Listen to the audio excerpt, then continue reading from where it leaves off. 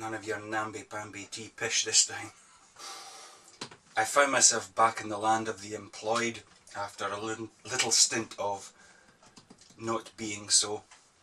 And what better way to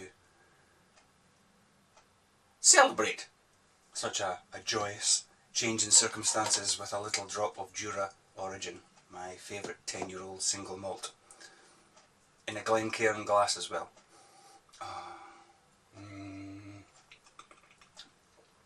Smooth. The purpose of this video is to show you one of the methods that I use to weather my aircraft. Now, I'm not saying it's the definitive method, not by any stretch of the imagination. It's just one that I've used, born out of necessity, because I don't have an awful lot of weathering products. I don't have any AK Interactive or the MkIb products. Now, I'm not saying there's anything wrong, I just haven't bought them yet. And also, as I say, there's nothing wrong with picking up a bottle, opening it and getting instant grime or streaks or chipping. If that rocks your boat, fine. I just like to try and do a lot of things myself. Now, I'm not saying that my results are anywhere near as effective as those particular products, but this is the one I'm using currently. Now, I've mentioned this before in the video that I showed you, the 1/72 scale Dambuster Lancaster, and it's the way I got a lot of the variations in the panels, the faded paintwork. This is what this does. It fades the paintwork.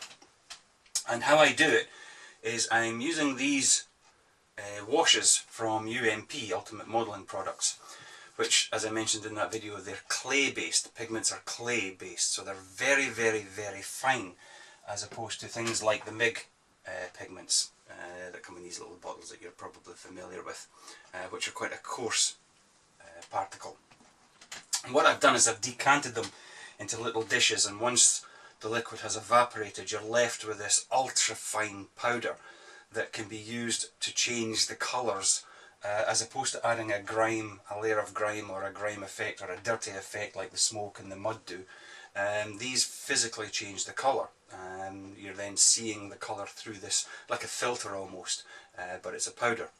And I'm going to use, at the other end of the popularity scale at the moment, by scale I mean literal scale, is Airfix's 1/72 scale Typhoon, not their big super duper thing that's doing the rounds at the moment.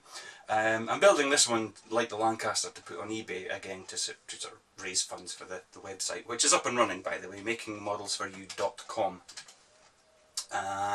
So I'm going to use this one. It's all painted. I did some slight panel pre-shading, so I've got one or two tonal variations in the green and the grey. It's been deckled, and I even used Airfix's decals for the invasion stripes, which is unusual for me. In fact, I used all their decals. I didn't paint anything this time. Being Airfix's new decals, they tend to be quite good anyway, and right enough, these ones have behaved immaculately. They've sucked into every single little detail that I can see. It's had its dull coat, so it's now ready for some further weathering. So come and have a look and I'll show you how I do it. Right, so what I've got here is, I believe, mud and light dirt. Now, funnily enough, the light dirt does actually have a slight beigey colour. Well, yeah, I suppose you could see that. That's corresponding, isn't it? And this one is mud, which has a kind of a pinky hue to it. But those two colours, the beige and the pink, are actually quite useful for both greys, browns and the greens, as you'll see. Now, generally what I do use is a selection of brushes. This one, which was actually quite a tough little brush, and I trimmed it further to make it even coarser. So it's almost like a little scrubbing brush. And then I have a medium soft brush. These are Pro Arts, I have no idea. Anyway, you know, they're the type of thing. Big watercolour brushes, I suppose they are. But very, very soft. And what I would do is, here you can see the aircraft, all nice and shiny, well, not shiny, but all nice and clean. With the green, like like as I say, it doesn't really, I mean, if you use a bit of both on the one colour, it just adds to the sort of the tonal variations, which just enhances the thing, you know, all in. But you can see here, I mean, it dries kind of like a nice a film on the surface, and as you rub it with the brush, it's almost like what do you call it, the blusher that women put on their faces, and well, some men I suppose. This is the, what do we call it now? I mean, there was the 90s, then the noughties. What are we in now? What do we call this? The 20s? No, I don't know, anyway. So you just get some on the brush, not an awful lot. And what I generally do to start with is just kind of figure out where I'm going to put it. I'm sticking to the green here, but I don't really need to. I could do it on the grey as well. Just dab like that, so you kind of see where you're working, and then just give it a wee wiggle of different intensities. Get rid of the excess. Now you'll see that you've kind of got a bit of a sort of polka dot look, but just work these in.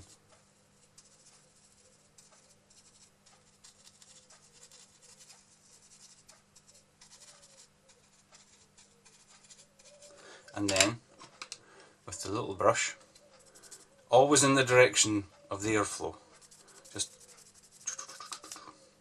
now you won't see an awful lot at the moment, but as we sort of just, you want a nice satin finish on your paintwork. If it's glossy, it just won't adhere to it. If it's,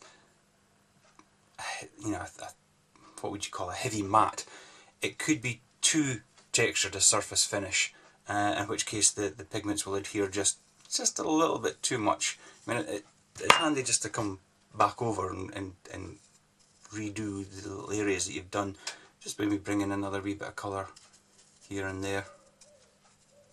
But what I do is I try and stay kind of within the panel, you know, don't do it across a panel line.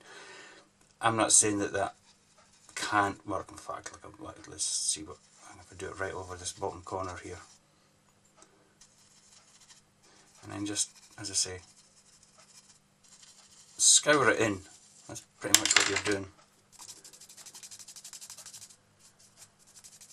And what that'll give you, I don't know if you can see the difference between the two. I've lightened these panels compared to these ones. Now, bring in another colour. Here's this would be dark dirt.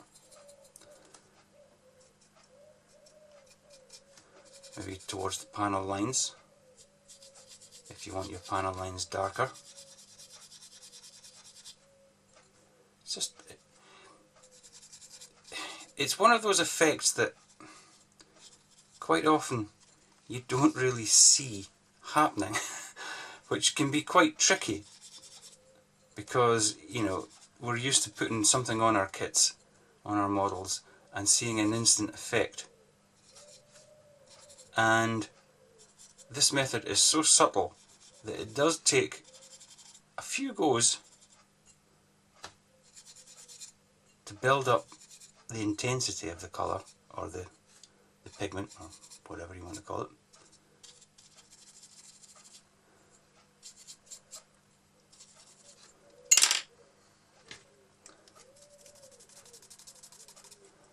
I mean, it does look like I'm removing it all, but it's one of those effects that, this is going to sound a bit silly, your brain sees. You might not see it, or it might not appear terribly noticeable with the eye, but when you stand back and you look at it,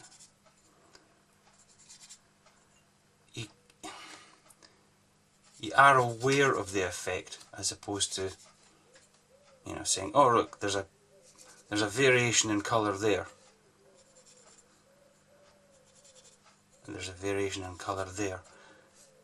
Your brain just kind of does all the work for you, which is handy actually, if you don't use it very much, like some people.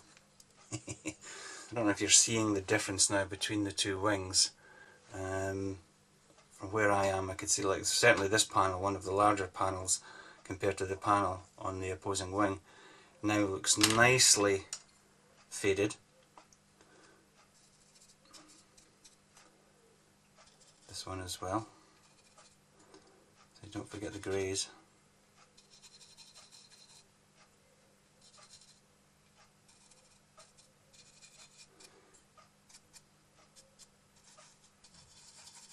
Now, if you want to use a wash as well, I would suggest you do the wash first. If you want to pick out your panel lines themselves, I'm quite happy with, especially on an Airfix kit where the panel lines are actually quite heavy anyway.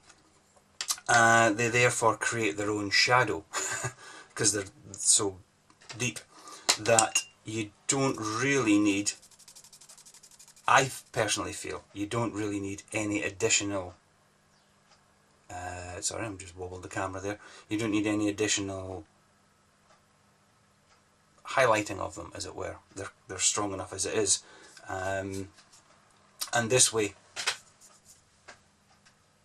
I mean, some pigment will be, some of the lighter pigment's going in, but if you just gently, I know I said to always go in the direction of the airstream, but if you just go occasionally against it, you'll brush out any pigment, especially the lighter colour pigments that are building up in the panel lines. But if you want to do a panel line wash, I would suggest doing that first before you start putting the pigments on. Any wash that goes on may remove some of the pigments. I mean, they are in there quite good, to say the least, because they're so fine and because I'm scouring them in. But you can probably see now the sort of the difference between these panels and these panels. It's giving them a nice toned down effect, as well as the panel edges, if you want to do that sort of thing. Of course you don't have to, but there you can see the difference between the two, and that's basically it. And you just do this over the whole airframe. They are fine that they will stay like this without a clear coat over them, but if you want to put a clear coat, you may lose some of the intensity, as the liquid tends to darken things anyway. And I noticed that with the Lancaster, that once I'd put the clear coat on, and I used Alclad's Light Sheen, and there's our crow back, by the way, yes, and when I put the clear coat sheen on, a lot of the effect was lost, and I just had to go back over the top of it and do the same again, and it just kind of brought it back. And then I didn't put anything over the top. Whether that'll fade through time, I don't know. It probably will, but meh, you know what, doesn't matter, does it? So you'll just see little areas that maybe need a wee touch up here and there. And as you do go in, I mean, where I'm sitting here, where the light's reflecting, I can see this point here, this point here, this point here, this point here, and this point here are much lighter than the rest. Yes, they are. Where is it? Is it sitting on top of the house again? No, I don't know where it is. I mean, that's already quite effective, I would think, on that one wing, and it's taken almost no time at all. So, there you go. I hope you found that useful. Just a little tip, and I shall see you in the next video. Slange.